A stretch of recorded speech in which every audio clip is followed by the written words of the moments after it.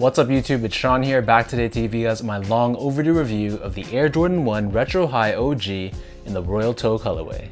This pair dropped worldwide on May 9th, however, here in Canada, we've seen massive delays due to COVID-19. Basically, all the Canadian retailers had a delayed release date for this pair, and luckily for those of you guys watching from Canada, this pair will be available through an online raffle at The Closet Inc. The Closet Inc. is an independent sneaker boutique located out of Southern Ontario, and they're my go-to spot for all my Jordan needs. So be sure to check their website, follow their Instagram, the instructions for the raffle will be posted there, and best of luck for anyone trying. These Jordan 1s retailed for $170 US or $225 here in Canada, and the official colorway for this shoe is black, white, and game royal. This colorway of the Jordan 1 has been pretty popular overall. To many people, this is going to be the closest they'll ever get to the Fragment Jordan 1s, but beyond all that hype, the colorway in itself is still very clean. Diving straight into the upper, as we start off with the toe box, this is constructed out of a game royal or royal blue colored leather.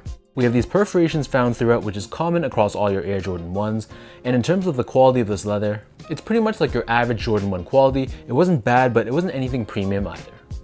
Wrapping around the edge of the toe box, we have this black colored leather, which similar to the blue leather is decent, but again, not amazing. Moving downwards on the mid panel of both sides of the shoe, we have this white colored leather, which gives it a good contrast compared to the black and blue leather that's found on the rest of the shoe. Overlaid on top, we have a black colored Nike swoosh, and then moving downwards, on the ankle collar area of the lateral side only, we have the Air Jordan Wings logo, which is debossed in this white colored finish. Surrounding the top of the ankle collar area, this is covered in that blue leather once again, and then the remainder of the back heel is covered in black. In terms of laces, these come with your standard black colored flat lace, and they also give you a secondary pair of blue laces if you want to give the shoe a little bit extra color. Underneath the laces, we have your typical nylon Jordan tongue, which is entirely done in black, and at the very top, which what seems to be the new standard now, we have a synthetic leather tag instead of the traditional nylon tag, and it's finished off with Nike Air branding debossed in white. For the insoles, this is just your typical Air Jordan insole, so it's entirely done in black, but we have Nike Air on the heel in blue.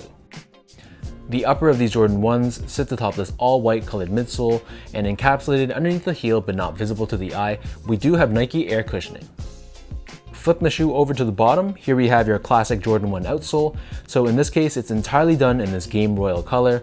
We have the circular traction pattern on the forefoot and Nike branding right in the center.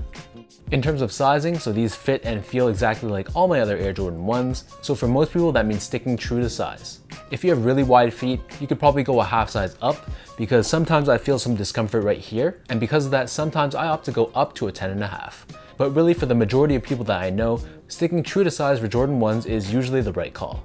Next up, in terms of comfort, not much that needs to be said here. This is a very firm feeling shoe on foot. There's pretty much nothing from a softness and cushioning standpoint, and you're gonna feel very stable, very low to the ground, but that's about it.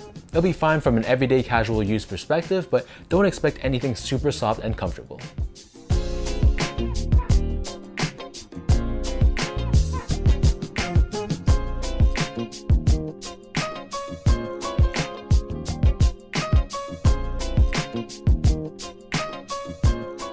So with all that out of the way now, let's lace up these Royal Toe Jordan 1s and I'll show you guys how these look on feet.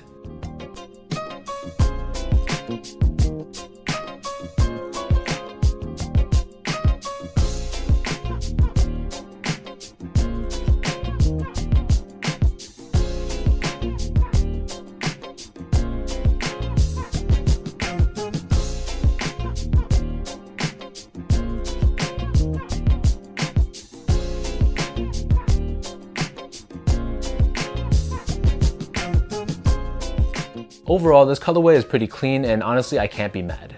Will this pair actually get a lot of wear in my collection? Probably not, because 9 times out of 10, I'm probably gonna go with the normal Royal 1s. But to me, this is a nice alternative. And as I said from the start, it's a nice stepping stone to the Fragment Jordan 1s.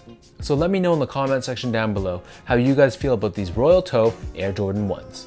Is this or was this a cop or drop for you? Once again, if you guys are watching from Canada, this will be available through an online raffle at The Closet Inc. So be sure to check them out, give them a follow. Their social media, website, all that good stuff is down below. So until next time, thank you guys so much for tuning in. Hopefully you guys enjoyed watching this video, and I'll catch you guys in my next review.